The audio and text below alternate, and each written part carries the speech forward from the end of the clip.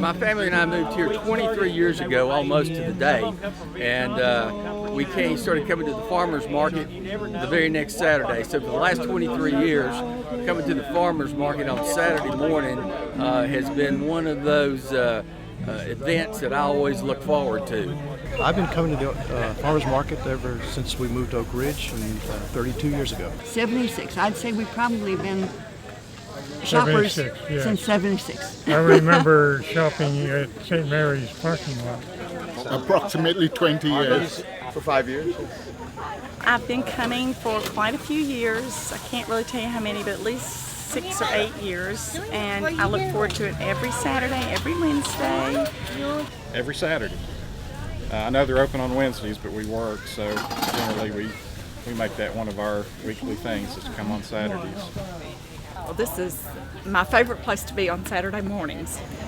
They have great produce that's really always fresh and good, and have a whole lot of chemicals and things associated with it, so it's great. It's fresh, it's good for you.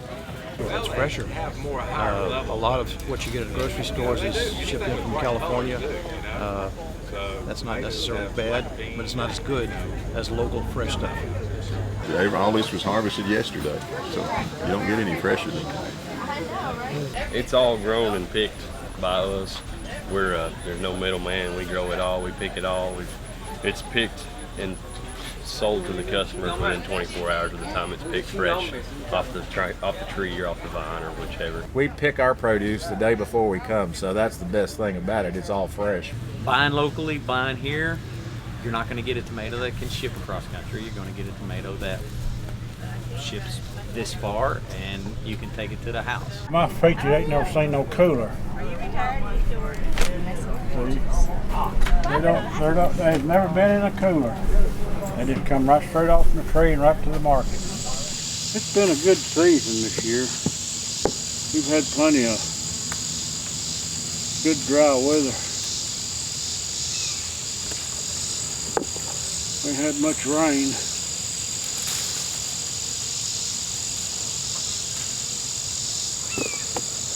That ain't let the fruit do too good when you don't have a lot of rain.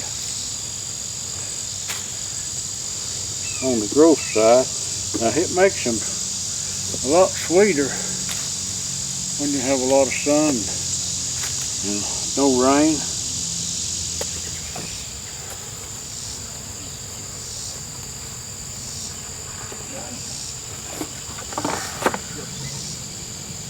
Peaches you buy at the grocery store, they're picked in South Carolina or Georgia or somewhere, and then they're picked green, shipped to the cooler, and then they stay in the cooler maybe 2 or 3 weeks before they're shipped out to the grocery store.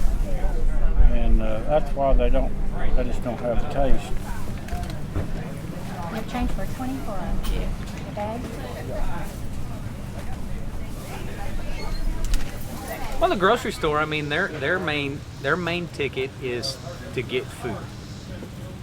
It's not gonna, and that food has to last shipment. It has to last storage, and you're always gonna have a trade-off. It's just like with any industry, there are trade-offs. There's quick, there's quality, there's you can have something that grows quick and will produce a fruit that will hold for months on end, but guess what? It doesn't have a lot of taste. It's tough. The supermarket has a lot of fine product from around the world, and years ago, as most people know, it wasn't available. So we have access to fresh fruits and vegetables year-round, which is a great thing. However, in our area, the difference is that most of the product can reach maturity, and it's peak flavor. I picked these tomatoes yesterday afternoon, so the product can vine ripen in the case of tomatoes, thus having more flavor to withstand a local shipment as opposed to, let's say, in the bread basket in the Central Valley of California. Most of the product has to be harvested green or not mature, and therefore it doesn't have the flavor, but it's ripened off the vine. So flavor is a big deal. Produce at the grocery store has been sitting around for a long time, and it's shipped in from California or Florida. The stuff is local, and these are individual people who take really great care of their produce. It's wonderful quality stuff. And it lasts a lot longer. You buy something from the grocery store, put it in the refrigerator, and it'll spoil. The spoilage factor is pretty high. Here you can skip a week. Maybe you didn't finish up whatever it is you bought, but the shelf life is really good. The quality of the produce is awesome. Our stuff will last you a good amount of time because it hasn't already been in storage for X number of months or X number of weeks. There's some stores that you go to that you're lucky if you can save the produce for maybe 2 days. This is fresh. It lasts a long time. The quality of it is outstanding. The flowers last a long time. The tomatoes are outstanding. The potatoes are great. They just have a different taste when they're so fresh. They're grown locally. I mean, they're picked fresh, and they should last longer. Most of our stuff will last a week to 3 weeks. Our lettuce will last you 2 weeks in the refrigerator. Our cabbages will last 3 months. We do it in such a way that it will last, so when you buy it, you'll be able to use it, not have to throw it away. It'll taste good, and it'll keep bringing you back for more. And let's face it, it is actually the most fresh, nutritious food that you can buy for yourself and your family, because I know many of the farmers pick their tomatoes or their corn or beans the day before the market, so it's packed with nutrients and just fresh flavor. A lot of the produce, that you see here today came straight out of the field to the market, so it's fresh. And it has a real good nutritive content, and it hadn't been hauled around, and so it should be more nutritious. You're going to get produce that's picked the day before or that morning sometimes in that case, and you're going to get better quality, better taste.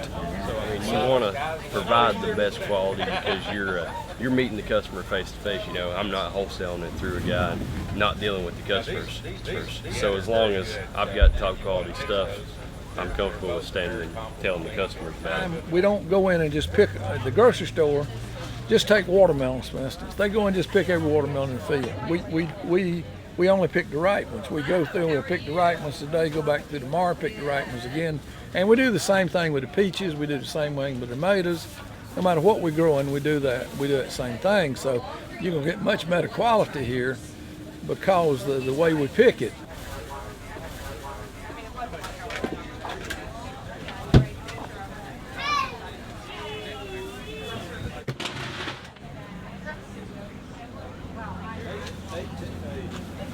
Oh, it's gorgeous.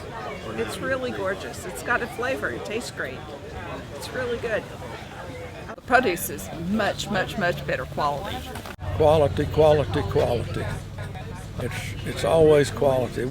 Lord willing, if I, do the right thing, we'll be able to continue on my dad's tradition of good quality produce, which that's been his driving force. Anybody can grow anything. Anybody can grow something pretty, but not everybody can grow something that tastes good and looks good at the same time, consistently.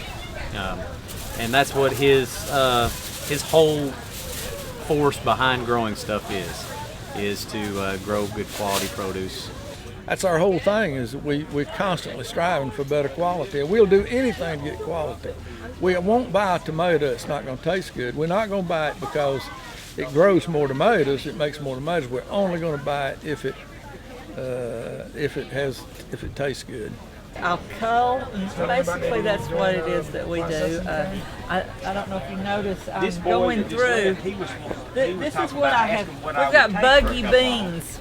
We don't spray, and so the bean beetles have gotten hold of these, and so I've got all this, this is cull. And I'm still working on this crate over here, but I pick out the good ones and bag those up to sell, and the others get culled. It's way better. The quality, again, doesn't compare to the grocery stores. You know where it's coming from. It's local. Most likely it's organic versus you don't know what it's going to be at the grocery stores. Organic produce, fresh tomatoes, strawberries, corn, everything you could imagine. And I believe the old adage is really right. You are what you eat. It's grown as near most farmers markets. People are going to grow it as near to organic as they can. We are certified naturally grown, which is we grow our produce by the same standards as organic produce. We're not certified organic, but we use no genetically modified seeds, no chemicals, fertilizers, no chemical pesticides. So our produce is just the same as organic. We use only organic practices. We're not certified, but we use as little as we can, and we take care of the land because that's what takes care of us. We make our living off of it, so we do the best we can to put back and make sure that it's going to keep being nutritious for years to come. Basically, I believe in sustainable agriculture, growing organically without the chemicals, pesticides, and herbicides. It's responsible spraying. That's the ticket. They don't have all the chemicals. I'm not organic, but I don't spray chemicals on the flowers themselves. So those things need to be done responsibly. You can't just spray willy-nilly because you'll kill bees. So that's why after dark, after bees stop flying, that's when we're spraying.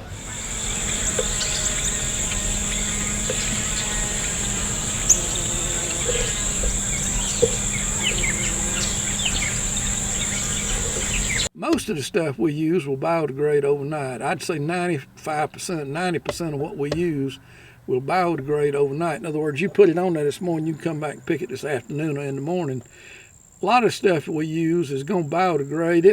The sunlight's going to biodegrade it within a few hours after it hits the tree. And there's people go out there with hydrogen peroxide and spray it on their plants. Well, guess what? Whenever I got 3,600 tomato plants in a field at one time, that's a lot of hydrogen peroxide to be sprayed. And guess what? That stuff gets into the soil, you know? Whereas the stuff that we spray gets broken down by the sun, so it doesn't get into the soil. It's not going to get in your groundwater. You can limit the pesticides. Anything, unfortunately, most people buy produce based on looks, appearance, and that's not always the best way to buy it. The product that doesn't look quite as good is oftentimes more flavorful and better, but we've been trained to buy what looks good, but I like what tastes good. And everybody's honey, regardless of whose it is going to taste different from the next person's, if for no other reason than the soil is different. Well, the ground apparently has something to do with it because of the flavor. What I want is the best soil that I can come up with. What's in your soil will create a flavored difference. There are different ways to do that, and again, after 34 years of trial and error and doing this, doing that, this fertilizer, that fertilizer, this amount, that amount, narrowed it down to a certain parameter of what to feed stuff, when to feed it, how to feed it, what to irrigate, when to irrigate, how to irrigate, what to get in the ground before you plant, soil samples. Well, we take soil samples and we make sure our pH is right all the time, and we want to keep everything balanced in the soil at all times. Phosphate and potash and trace elements. We use trace elements about every 4 or 5 years. We'll put trace elements on the soil, and so that's all very important because that's important to taste. We really feed our soil, and the soil feeds us. You know, I've got a dump truck and I haul compost and manures in, and I make compost and I buy compost and add that to the soil. And I also have an injection system there where I can inject fertilizer into the water and at whatever rate that I need, so many parts per million, and then that way I can, fertilize while I'm irrigating. And it's just a greenhouse, it's just an industrial miracle grow is essentially what you're using. And it just takes a little bit, it's just a few parts per million of it. We try to build the soil rather than feed the crop. So we've used compost, we use fish oil, we use natural, it's chicken-based, excrement-based fertilizer. And so we do that to build up the tilth in the soil. We'll cover crop in the wintertime, let a green, it's called green manure, green crop that will turn back in. And so we try to build up the soil to where that then it'll sustain and improve over the years. We plant a cover crop on everything every winter, and we turn it under. And a lot of places where your produce is coming from hadn't had any cover crop on the soil in 50 years. A lot of crop rotation, planting cover crops, like clover and legumes that pull nitrogen straight up from the earth, stuff like that replenishes the soil as you use it. And then we go in and plant a cover crop like rye and clover in the winter, and we turn it under in the spring. And it really makes and the earthworms will make a lot of fertilizer, and that makes for a lot better quality also. I always like to put a cover crop on, use something like crimson clover or wheat as a cover crop. I think last year I used a mixture as a cover crop, and that really helps build the soil up over a period of time if you'll keep a cover crop on. It adds humus, it adds all the essential elements, and if you have fertilizer, if you put fertilizer on the ground, you're running it through the cover crop and putting it back in the soil. So that's very important too. What we do, we try to keep the pH up, okay? We don't have to rotate the crops that much. We'll cover crop it where the sweet corn comes from and make sure the soil, it loosens up your soil. And then we'll run lime about every 2 years over it. Well, we rotate the crops. I usually rotate my tomatoes at least every 3 years, if not every 2 years.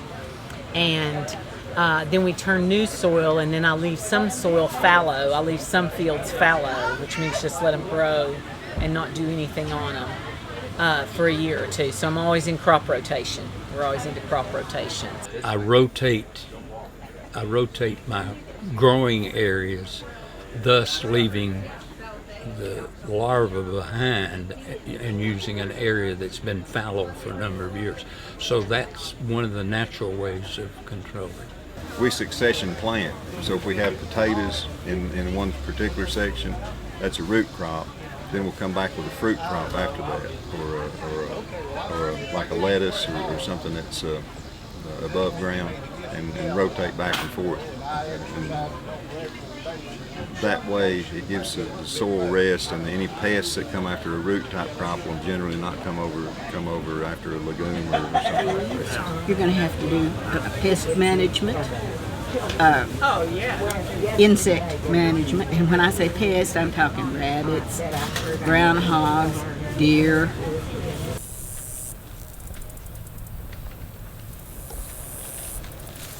Man, them deer really wearing me out. They busted 30. See it right there? That's them darn deer. Usually what we do as a deer deterrent is little LED lights. We'll take those and put them around different places. And then I take these flicker tapes that are like this one right here on that cane pole and just put those in front of the LED lights. And at night they sit there and flash, and just in the slightest breeze, flash and flicker, and the deer get wary of the whatever's moving, and so they kind of stay away. And you're always subject to whatever the weather is doing. What I do the best I can, and a lot of times that ain't good enough. So we depend on the weather. So we're not irrigating, so that's about all you can do. Do the best you can. there's a sense of pride when people have put as much work and sweat and money into producing this product. They've worked hard and they have pride in what they do. It's very hard work, long hours, and hot in the summer, cold in the winter, and you got to be out there, rain or shine, to get it done, because the vegetables don't know when you want to go on vacation. They don't know when it's cold. They don't know whenever it's raining. Stuff that still needs to be done. So it's like a never-ending thing.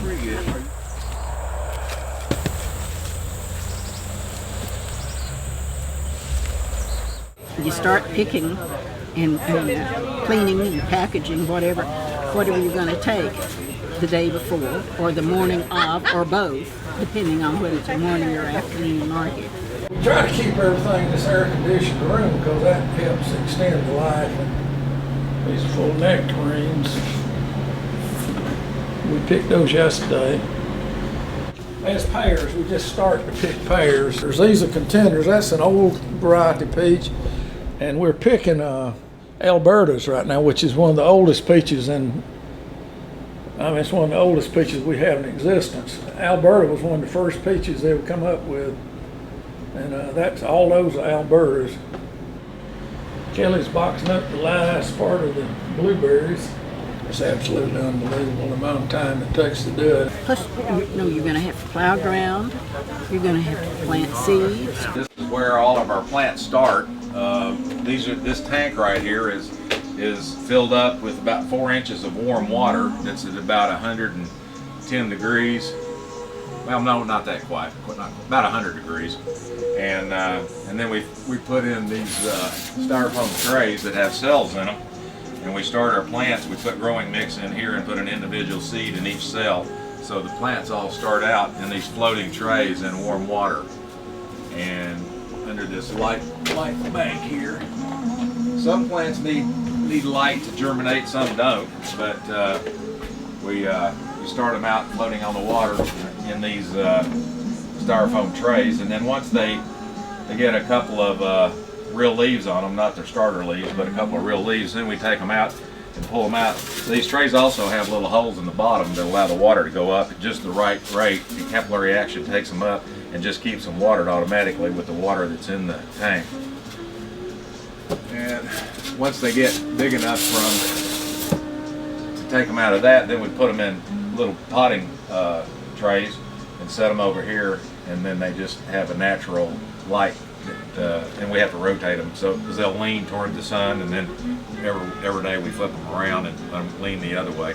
That stiffens up their stems and lets them start growing their roots for planting out in the garden. So they start here, and then here they want to be over here, and then when they get over here, then they look out and they go, I want to be out there, and start getting their roots in some real soil. Right now, we're using it as a cool room, so we've got styrofoam over our windows, and we're cooling it and using it to stage our produce for market. So it's a dual purpose. In the wintertime, we start plants and grow plants in here, and in the summertime, we stage produce in here and get it prepped for market. From pretty much dawn till after dark, we're out there working. Last night, I didn't get in from the barn till 1 a.m. Got back up at 3 a.m. to load up 3 markets into trucks and trailers and get them shipped out by 5 a.m.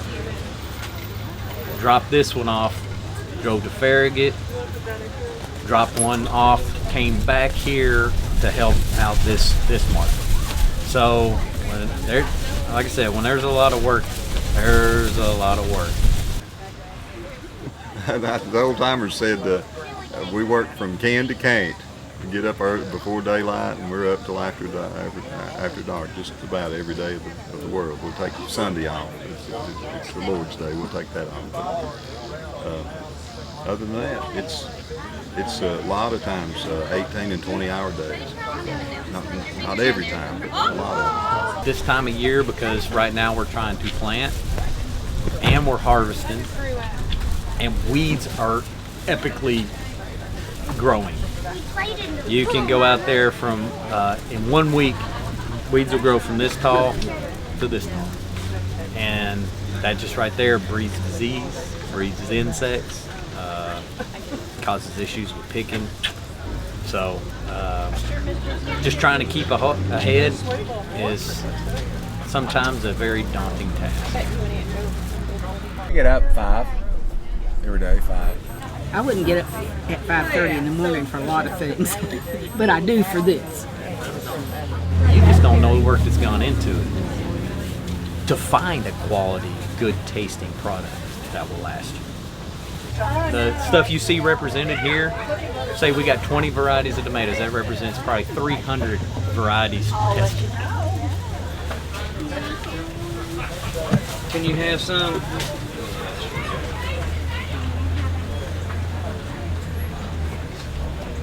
Alright, here's yours. There's yours. We grow 21 varieties of lettuce, same thing.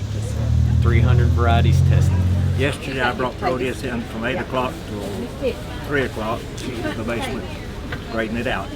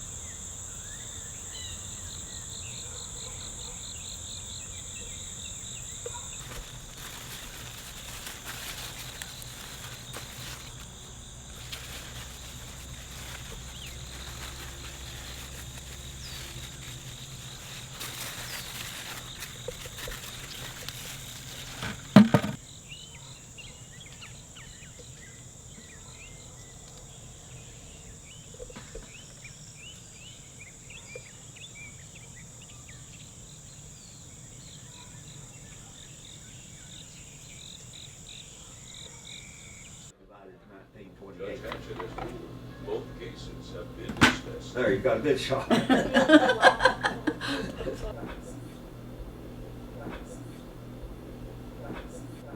See, there's one starting. See the dark? So you got to throw them away, because they'll be rotting on the inside. It's a full-time job, morning to night. Like I said, we like it. I'm having a lot of fun. I enjoy raising vegetables, and then I enjoy selling it to people. It feels good that you give people good, strong, healthy food to eat that you know that's going to be good for them. I'm organic, and I know that what I give them is good for their body and good for their children, and that gives me a good feeling. That's why I do what I do. I grew up gardening and on a farm, and I really enjoy not only freezing and processing for my own consumption, because I know where the product, what's in it, but I also enjoy sharing it. I'm retired, and it keeps me busy, plus I enjoy doing it. I have plenty of vegetables to eat at home, so I mean, why not? Well, I just enjoy it. I guess because I enjoy it, because it's not for the money. My grandparents had a farm, and I went and stayed with them in the summertime. I really liked the farm. So, and you know, I lived in suburbia most of the time that I was working in my career, and I had a little backyard garden. So I always wanted a farm. Kind of like the, you know, the amenities that a farm offers, you know, with, you know, lots of elbow room and plenty to do. I've got a lot of energy, so you got to have an outlet for your energies, you know. This is my pond. It holds about 1 million gallons. She cools off in it. Oh, I got some catfish in there too.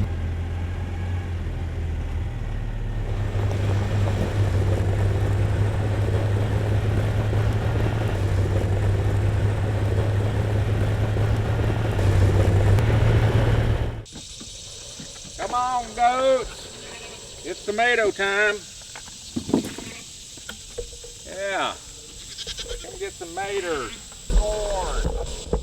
Here.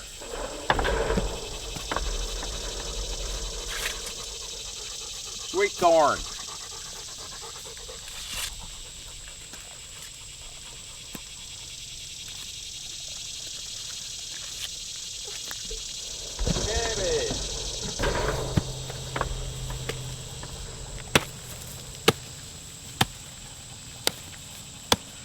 Amazing thing is, if you come back in about an hour, they'll have it all cleaned up. I grew up on the farm, my farm. It's we got it in 1824. Cherokee chief path killer, and I'm the 7th generation on the land. Leave that dog behind. Okay, thank you. Good. Well, my parents have been doing it for 34 years. So that means as a child, I helped out as children do.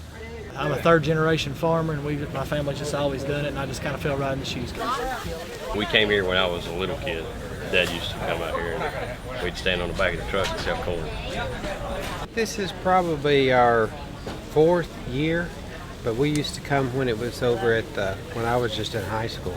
My parents used to come 30 years ago. We've probably been coming out here 15 years. This is my 6th year coming. I started out home gardening. Did that for about 30 years, just raising produce for ourselves, and then about a little longer than 10 years ago, about probably 11 or 12 years ago, we came and first started selling here at the Oak Ridge Farmers Market. Well, we've been here, I think this is our 5th year here. I've been here since the mid-90s. We started in 2002. Oh, I've been down here about 25, 30 years, yes. We've been beekeeping for 5 years. About 10 years. I don't know, maybe 15 years. This is our 2nd year. 23 year. We started in 1989. About 15 or 16 years. And we've been at the markets now for about 5. So We've been married 65 years. Put that in there. And been farming 40. This is all we do. It's kind of all consuming. We farm all the time. I do this anyway, because it's just what I do. Oh, we only have 3 or 4 that's really what I would call full-time farmers. Most of them, like myself, it's a hobby. That's just what we do. We're honest to goodness family farm. This is our living. This is not a hobby. This is not a social event here. It's a social event in the fact that we love to come to the market. But it's not a social event as far as what we're doing, because it's for our family income. This is my golf or hunting or fishing. This is what we like to do. We used to have time to fish, but that's been a long time. I was actually an extension agent, and I was an agricultural agent, and so I worked with gardeners and homeowners on home vegetable production. And I just learn a lot.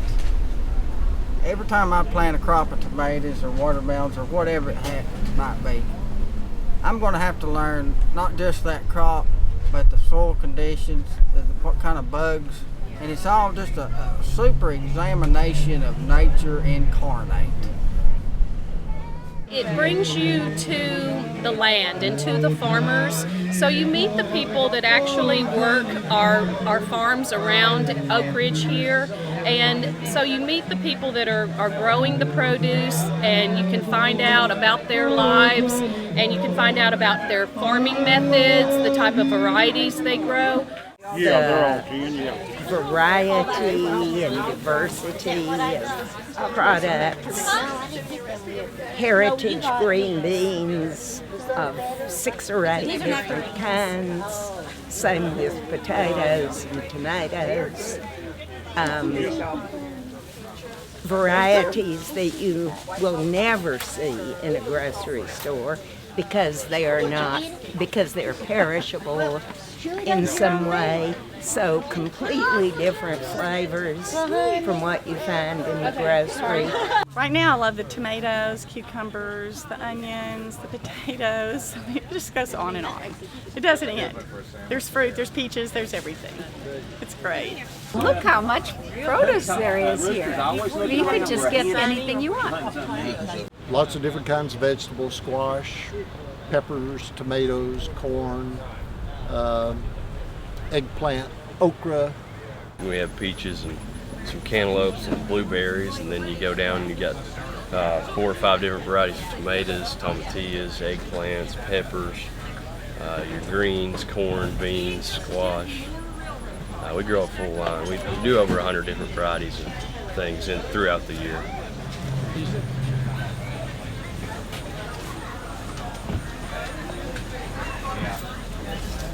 Thank you. You can pick out whichever one you want. So we have potatoes. We grow 2 different types of varieties of potatoes. We have 3 varieties of onions. We have garlic. We have tomatoes. This year we're only growing 3 varieties of tomatoes. It just depends on the season. Early in the spring and then later in the fall we have beets and carrots and different greens like kale and Swiss chard. We have turnip, green beans, cucumbers and squash.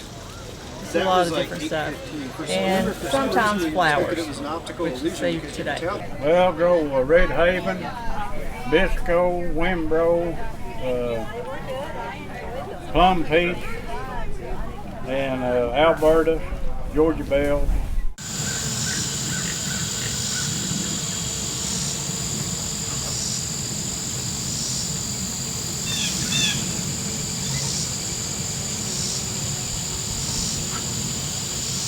This is China Pearls. This is one of the customers' favorite peaches right there. They'll be in about a week to 2 weeks, and that's a white peach and just as sweet as honey. They just begin to blush up. Most of that row is Flame Prince, and it won't come in till after the China Pearls come in, and we got more China Pearls and Flame Prince than we got of any other variety probably. Green beans, several different varieties, pole beans, a rattlesnake bean, white McCaslin, Blue Lake, along with the half runner, just a multiple variety of green beans and greens, turnips in the fall of the year, tomatoes, purple hull peas. I have like 7 or 8 different types of tomatoes that I grow, and corn, and usually okra and some beans. That's usually about what I'm limited to. Sometimes I have a little squash or zucchini. Tomatoes, 85 cents. Okay.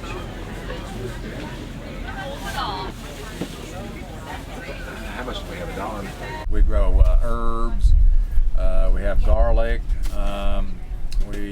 We do spinach, lettuces, cabbage, carrots, onions. Looks like you got the good stuff. Okay. How much do we have, $1? Here.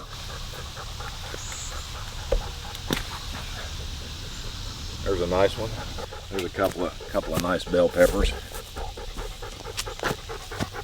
This is a little Globe spicy basil here, which we got the wrong seeds by mistake, but and then this is a lemon basil here. The bees love it, so we're just kind of leaving it for the bees. And then down there is the sweet basil that we cut and take to the market. Yeah, this asparagus here, and we got enough this year that we actually took some to the market. We had so much. Right now we have 3 varieties of cucumbers, the silver slicers, Puna Caras, and Boothby Blondes. My delicious. We have about 3 varieties of tomatoes. The Indigo Apple, which is a blue variety. They get the blue on them from the sun. When the sun hits them, It causes them to turn blue, kind of like blueberries. They got the same sort of antioxidants in them. Skyways, and we got he gets growing delicious tomatoes. So they're actually called delicious tomatoes. And we buy some of the meat, chicken, because we believe we are assured here that the animals are raised and treated fairly and humanely and not caged all the time. We were the first ones to sell meat. It was probably second, I believe, but there's been 3 or 4 others come in recently, but we've got a USDA retail meat license and we sell pork, beef, and lamb. I'm thrilled that we've got meats now because I'm trying to use organic meats, and I found that purchased regular pork tastes like nothing, and I want food that tastes good because I like to cook, and so that's, for me, that's important. Well, we have a pretty good variety. We sell broad range right now. We got tomatoes, potatoes, squash. My wife makes some baked goods. We have preserves.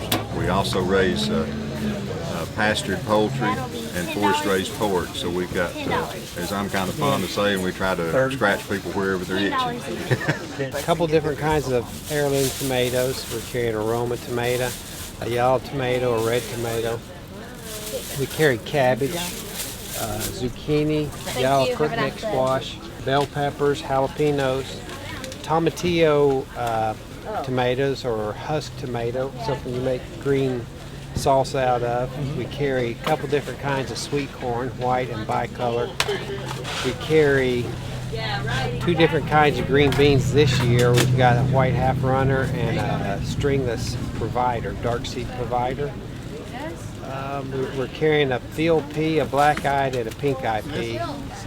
And we have a selection of herbs off and on. We have the largest selection of herbs in East Tennessee. We actually grow a lot of culinary herbs, a lot of varieties of some favorite herbs like lavender and thyme and sage. I think this year we had 11 varieties of lavender, which is always a favorite here at the market. So we do sell a huge variety of herbs, and now our medicinal herb selection is becoming quite popular. So along with basil and thyme and oregano, people are seeking out herbs that they can make their homemade medicine with. So that's really exciting, and I'm really happy to see that interest in our medicinal herbs.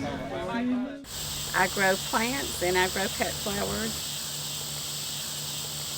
There's dahlias, zinnias,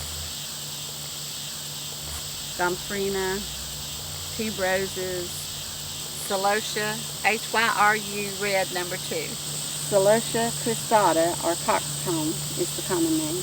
And then I cut things out of the wild to complement the things I grow. This is my friend who grows the most beautiful tuberoses you've ever seen. Main thing that we like to support our local farmers, our local merchants.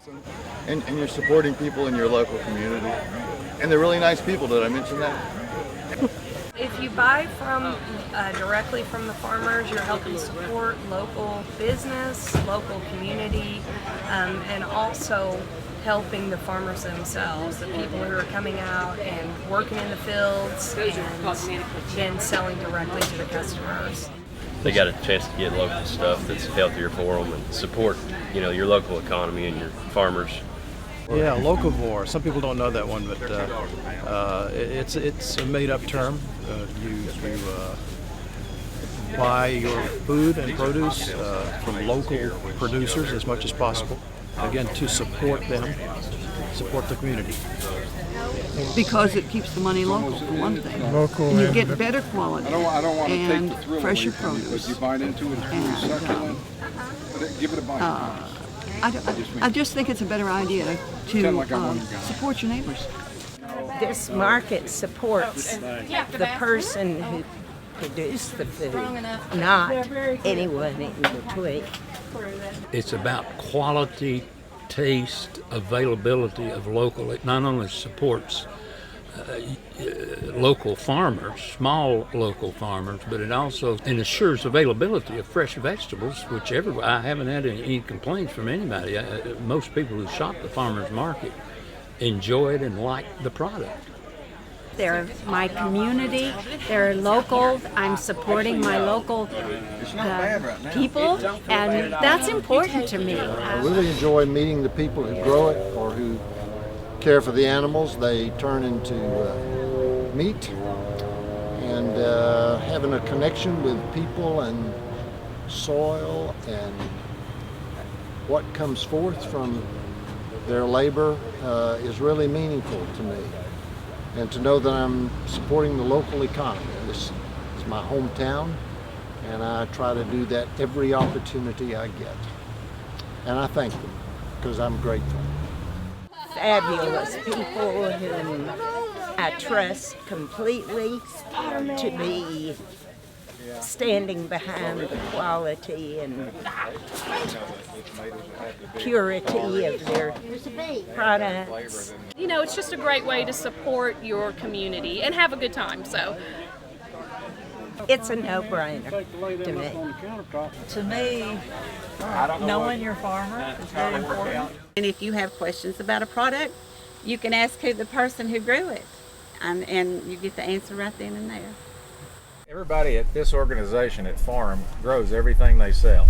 So you can talk to the person and say, well, do you use pesticides? Do you use herbicides? Do you, whatever, question that they have, you can answer because you know how it was grown and where it was grown, and ask when was it picked or whatever. And so you're getting firsthand information about the produce you're buying.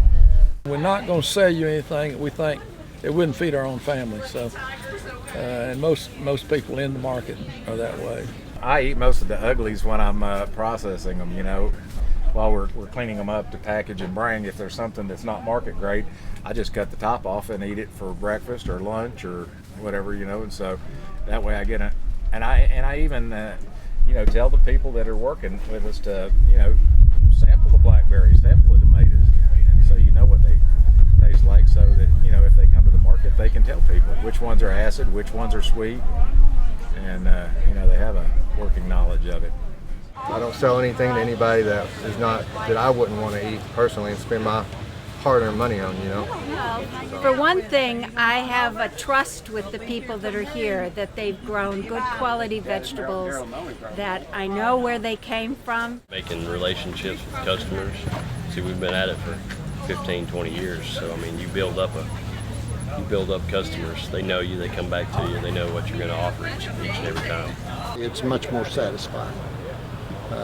And again, there's the connection with the people and knowing that they're doing it the right way, or having confidence they are. Yeah. Sometimes I go downtown to the Knoxville market, but this is my favorite because the people know my name, I know Joanne's name, and we just have a friendly relationship on Saturday morning that you just want to say hello. Here, week by week, and if you come over a period of years, you got a big rig? You feel like you have more than just a business relationship with people. It's like coming to a family picnic. Our customers aren't just customers, they're friends. They know my name and I know theirs. And a lot of them, I may not know their names, but I know their faces. And for example, I wasn't here last week. Just about all of my regular customers that's come by this morning and said, we missed you last week. So I know that we all have a connection, sort of. Oh yeah, the people are great. More like family after all these years. Well, it's the the clientele, the customers. They're a lot. They cut up. Well, you can just see the interaction, and we know a lot of them by first name, and some of them, some of the customers are now our friends. This is fun to me. Seeing the people. I know all these people. I've been here long enough. They're great people. They look forward to seeing us. They take Josh with us a lot. We appreciate the customers. We really enjoy the relationship with the customers. And I've got how many customers I know and have known them for years, and they come back. Friendly people. nice folks. And we see our neighbors too. We see our neighbors. We stop and chit chat with various neighbors. I really kind of like the feeling, the social atmosphere, running into neighbors, people you don't see very often. Always run into a friend. It's guaranteed. I love it. I see half the world here. I see all my friends every Saturday morning, all the people who I don't invite to dinner, that I like anyway. You can't invite everybody to dinner, but I get to see all these wonderful people. It's really great. It's fun. I get to see people I haven't seen in a long time, and you get to swap howdies. And you can see everybody talking to everybody else. And that's just wonderful. That's probably the major reason that this is so good. It's like what markets do all over the world. You meet. The market is a meeting place. It's not just about selling. It's about meeting and making new friends, meeting new people. The farmers market is so special, and Oak Ridge has been blessed with 40 years of this market because it is a great gathering place for the community. And whereas on September 3rd, 2016, the Oak Ridge Farmers Market will celebrate its 40th anniversary of operation. Now therefore be it resolved by the Council of the City of Oak Ridge that the city joins in celebrating the 40th anniversary of the Oak Ridge Farmers Market. Hey, hey.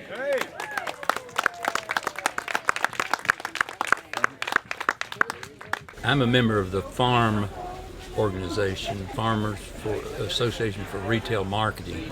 Farm is a nonprofit formed in 1976 by a group of 16 small farmers. I'm not talking stature, I'm talking about volume. And they met here in Oak Ridge at St. Mary's Church and formulated a plan and met the following week and organized it. And now I want to recognize two of the original members who started 40 years ago, Bud and Joe Cannon.